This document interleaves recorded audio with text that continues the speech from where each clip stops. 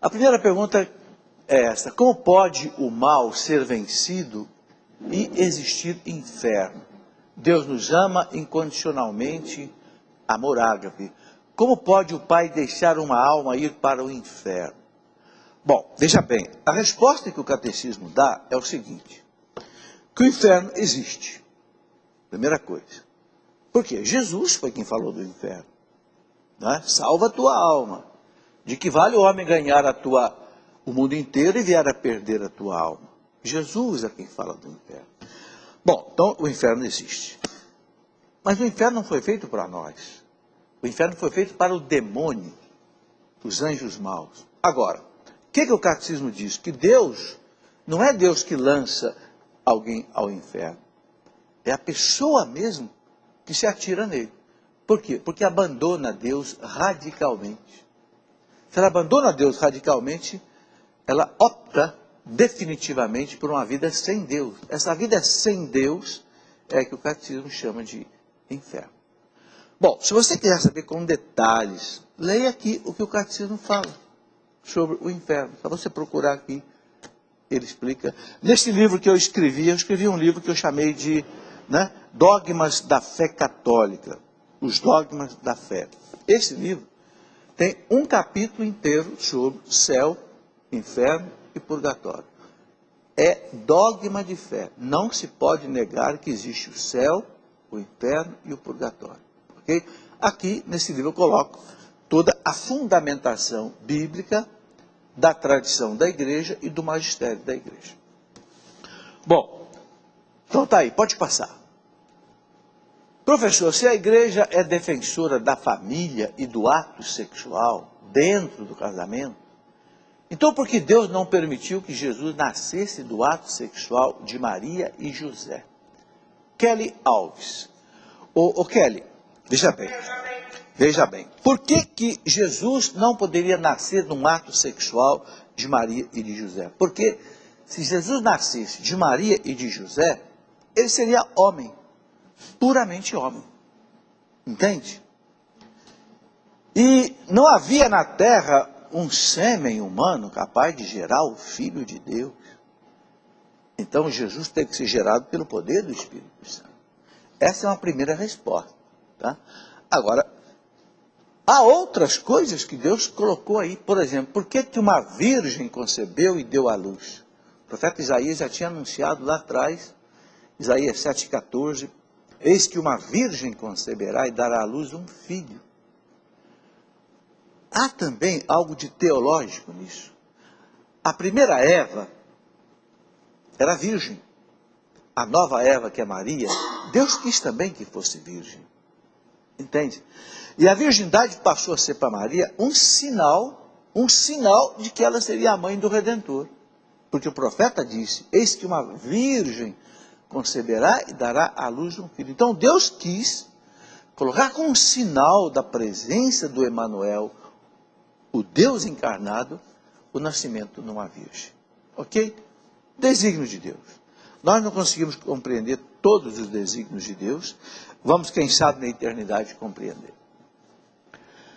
Sou católico e fui casado por mais de 20 anos e me divorciei. Conheci outra pessoa e sou casado no civil há mais de 5 anos. Gostaria de saber se posso comungar. O Walter Pereira. Ô Walter, a igreja diz que não pode. A menos que o primeiro casamento seu seja declarado nulo e você se case na igreja com a sua atual esposa. Então a igreja diz que não pode. Onde é que está isso? Está no catecismo da igreja, tá? A questão da segunda união. Se você quiser conferir, eu vou te dar o parágrafo aqui que você pode conferir. A partir do parágrafo 1650, né, você vai ver lá, a igreja diz assim, que as pessoas em segunda união, né, se divorciaram e casaram apenas no civil, não devem se afastar da igreja, não estão excluídas da igreja, não estão excomungadas, nada disso. Deve educar os filhos na fé da igreja, devem ir à missa, devem permanecer na igreja, mas não pode participar dos sacramentos. Por quê? Porque não estão vivendo de acordo com a lei de Deus. Então a igreja pede que as pessoas continuem rezando, para que Deus modifique com a sua graça essa situação. Será que o primeiro casamento não foi nulo? Entende? Então, não desanimar e nem desesperar. O que a igreja diz sobre a doação de órgãos após a morte? Pergunta a Letícia de São Leopoldo, Rio Grande do Sul. Ô Letícia, a igreja diz que a gente pode doar, pode fazer doação de órgãos, né? A igreja fala, por exemplo, da questão dos transplantes, né? Vou pegar aqui também, parágrafo 2296. Eu tenho uma colinha aqui atrás do meu catecismo, né? Uma colinha que me ajuda a colocar os parágrafos aqui dos assuntos que as pessoas perguntam. Isso é muito fácil, muito bom. Então, sobre transplante, você encontra aí 2296. A igreja autoriza. Eu, por exemplo, tenho 2 córneas que foram transplantadas. Eu perdi a vista. 2 pessoas doaram a córnea para mim, graças a Deus. Eu rezo pelas almas dessas pessoas, né? E eu me lembro que um deles era um jovem que morreu num acidente de moto. Um médico me disse, você está recebendo a córnea de um jovem que morreu num acidente de moto. A desgraça de um acaba sendo a ajuda para o outro. Então, é possível doar. A igreja autoriza, é uma obra de caridade. Agora, só não pode o quê? Fazer comércio com isso. E também não pode doar o órgão de uma pessoa se a pessoa não autorizou em vida. Ou se a família não autorizar. Se a pessoa não disse nada e a família autoriza, depois que ela morreu, tudo bem. Agora, se a família não autoriza ou a pessoa não autorizou, aí deve-se respeitar a vontade dela. Gostaria de saber por que os judeus não acreditam em Jesus Cristo e se ainda existe a possibilidade de conversão desse povo. João Júnior. Ô João, muitos judeus acreditaram no Cristo. Lógico, todos os apóstolos eram judeus. Todos os apóstolos eram judeus. Muitos sacerdotes judeus no tempo de Cristo aceitaram Cristo como Deus. Está lá nos Atos dos Apóstolos, a gente lê isso. Agora, infelizmente, por uma interpretação errada da Bíblia, muitos judeus não aceitaram e não aceitam. Agora, tem muito judeu que se converteu, que aceitou. Eu vou dar um exemplo. Judith Stein, a grande Judith Stein, santa da igreja, se tornou carmelita, era judia. Né? O grande Ratisbona era judeu, se converteu, grande católico. Tem muitos judeus que se converteram ao catolicismo, aceitaram Cristo como Deus. Agora, dizer exatamente por que cada um não aceita é muito difícil. Né? Aí é uma questão que precisa ser analisada particularmente. Gostaria de saber a diferença entre adoração e veneração. Completamente diferente. Tanto é que do grego e do latim, essas 2 palavras são diferentes. Adorar vem de dulia. Então aí você tem, por exemplo, adorar vem de latria. Tem idolatria, adorar um ídolo, um Deus falso. Né? Então, adorar é só a Deus, Pai, Filho e Espírito Santo. Mais ninguém. Venerar é aos santos, os anjos, a Virgem Maria. Venerar é um ato de você prestar um culto de louvor, um culto de honra. Não é um culto de adoração. Né? Nossos irmãos protestantes, infelizmente, não entendem isso. E penso que quando a gente se ajoelha diante de uma imagem, por exemplo, de Nossa Senhora, de São José, é para adorar a imagem, ou adorar... Não, é para rezar. Adoração é algo de fora o íntimo. É lá no seu íntimo que você adora ou venera. A posição sua é uma posição simplesmente para oração. Você pode orar sentado, você pode orar ajoelhado, pode orar de pé. Não tem nada a ver. Entende? Nós católicos só adoramos a Deus, Pai, Filho e Espírito Santo. Veneramos as imagens dos santos, como você venera fotografia do seu pai, da sua mãe, que você põe na sua mesa de trabalho. É um ato de veneração. Quando você pega o quadro da sua esposa, do seu filho, você põe num quadrinho. É um ato de veneração, de respeito, de amor. Sou madrinha de crisma de uma moça. E ela arranjou uma amante para o meu marido. Que horror! Tem como eu deixar de ser a madrinha de crisma dela? O que faço? Vanusa, não esquenta a cabeça. Não mistura as coisas. Se essa sua afilhada te traiu, arranjou um amante para o seu marido, você simplesmente deixa ela de lado. Porque não misture isso com o problema da crisma e de você ser madrinha dela. Aquilo que foi feito no sacramento da crisma foi feito. Não se apaga. Entende? Então resolva o problema desse desentendimento sem mexer com aquilo lá. É claro que você, como madrinha dela, não vai poder ter mais um relacionamento com ela. Mas não permita que isso aí se transforme num ato de guerra. Não. Simplesmente você tem direito, né? Você tem direito de não ter que conviver com ela, né? Por causa desse fato. Mas você não deve odiá-la e você não deve fazer com isso aí, né, uma guerra. Ok? Minha filha tem 3 anos e meu marido não permite que ela veja nenhum desenho do meio secular. Exemplo, Turma da Mônica, Galinha Pintadinha, etc. Até alguns religiosos, ele é contra. Como devo explicar para ela? Ele está certo? Olha, eu acho que ele não está absolutamente certo. Eu acho que a gente não pode proibir a criança de ver tudo. Eu acho que o pai e a mãe, o que precisam é assistir um desenho secular, ou seja, um desenho que não é religioso, e ver se é bom ou se não é bom. Eu passei a minha infância inteira assistindo Pica-Pau. E olha, de vez em quando dou uma corridinha lá com os netos para ver um Pica-Pau de vez em quando. Nunca me fez mal. Nunca me fez mal. Agora, eu tinha um pai e uma mãe que me ensinava a rezar, ensinava as coisas corretas. Quando aparecia alguma coisa errada na televisão, corrigia.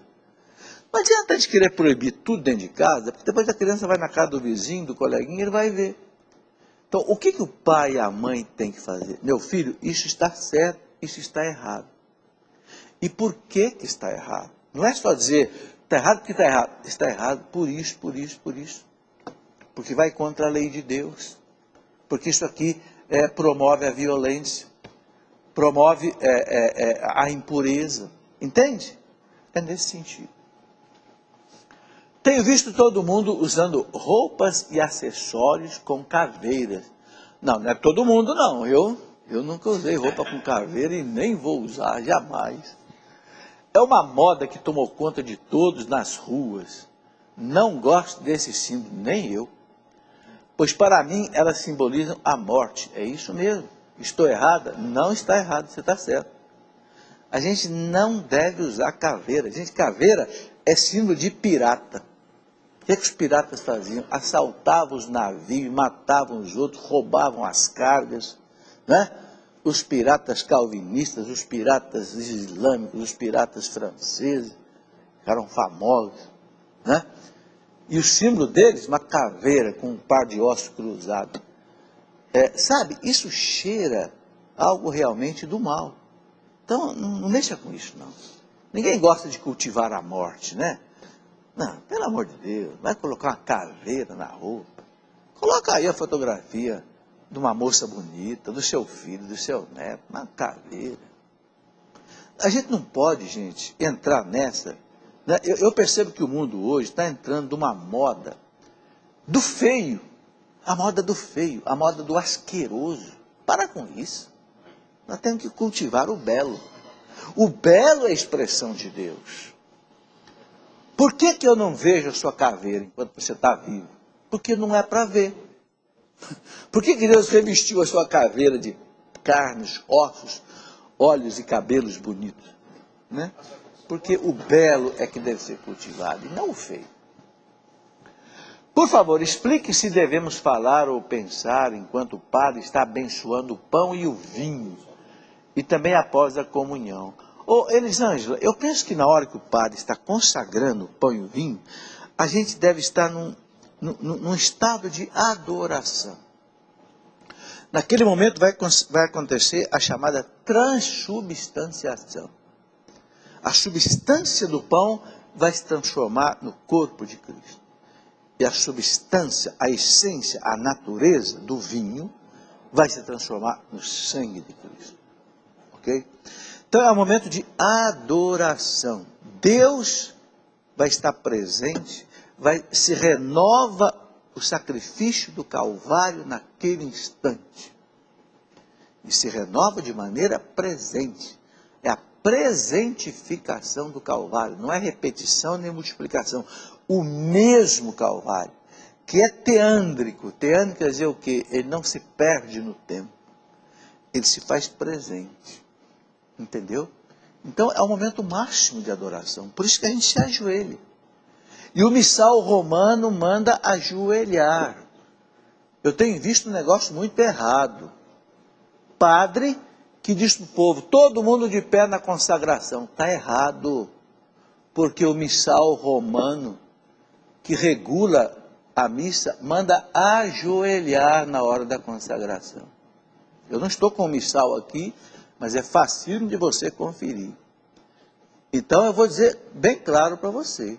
Se mandarem você ficar de pé na hora da consagração, e você quiser ficar de joelho, você tem o direito de ficar de joelho. O missal romano diz que não se deve ajoelhar só se o lugar não permitir. Às vezes, uma missa campal, né, na terra, tal, você não pode, então não ajoelha, não tem espaço para ajoelhar. Mas é o momento do Calvário presente. Ok? Por que os evangélicos falam tanto do batismo depois de adulto, dizendo que é correto e a Igreja Católica batiza mesmo quando recém-nascido? Bom, eu gostaria de dizer o seguinte: os apóstolos de Jesus Cristo batizavam crianças. Ok? Quem é que diz isso? Santo Irineu de Leão, um santo do século II, lá na sua obra, Adversos Hereges, depois citado no século seguinte, né, por um outro historiador da igreja, Eusébio de Cesareia, que foi bispo de Cesareia, dizem o seguinte, os apóstolos receberam de Cristo a incumbência de batizar as crianças. Santo Agostinho dizia a mesma coisa no século IV, São Jerônimo, e a igreja sempre batizou crianças. Por que se batiza criança? Porque a criança nasce com o pecado original. O que é o pecado original? É uma separação de Deus. Entende? A criança volta a ser filha de Deus pelo batismo. Ela passa a ser membro da igreja, templo do Espírito Santo. Por que você vai esperar 20 anos para isso? Ah, mas tem que ter fé. O pai tem fé, a mãe tem fé, a igreja tem fé. A fé dos pais da igreja supre a fé da criança. Ok? Bom, isso vem lá de um erro de Martinho Lutero, lá no século XVI, quando Martinho Lutero se separou, porque Martinho Lutero não acreditava que o batismo apagasse o pecado original. Mas para a Igreja Católica é dogma de fé que o batismo apaga o pecado original. Para Martinho Lutero, como continuava a concupiscência da carne depois do batismo, então Lutero dizia, bom, então o batismo não apaga o pecado original, que a concupiscência continua. A igreja diz não. A concupiscência continua, mas o pecado original, que não é pecado de culpa, é herança negativa que nós recebemos, não é? Pecado original fica apagado, ou seja, rompe-se a separação com Deus e a pessoa volta a ser herdeiro do céu, filho de Deus. Isso é tão sério, gente, tão sério, que a igreja autoriza que qualquer pessoa possa batizar uma criança, se ela estiver correndo risco de morte, e se não der tempo de chamar um padre. Você mesmo deve pegar um pouco de água, derramar 3 vezes na cabeça da criança e dizer, eu te batizo, em nome do Pai, do Filho e do Espírito Santo. Amém. Sabe, isso acontece nos hospitais, uma criança que às vezes nasce prematura, ainda está viva, pode morrer. Uma enfermeira pode fazer isso, um médico pode fazer isso. Muito bem, chegamos ao final do nosso tempo por hoje.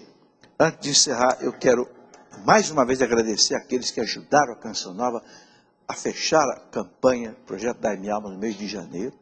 E quero mostrar aqui esses 3 cursos, vejam bem, não são palestras. História da Igreja, a primeira parte até o século V, são 25, 26 horas. O Catecismo da Igreja, um curso de 40 horas, são 10, 11 CDs, e um curso sobre a Bíblia, explicando cada um dos 73, 72 livros da Bíblia, né, num total de mais ou menos 100 horas. Quem distribui isto é a Cleofas, pelo site cleofas.com.br. Muito bem, agradeço a sua atenção. Se eu, por acaso, disse alguma coisa errada, me corrija. Eu não sou dono da verdade. Eu quero ensinar aquilo que a igreja ensina. Se porventura eu disse alguma coisa errada, por favor, escreva para mim, me corrija que eu faço aqui a correção. Tá bem? Muito obrigado e que Deus os abençoe.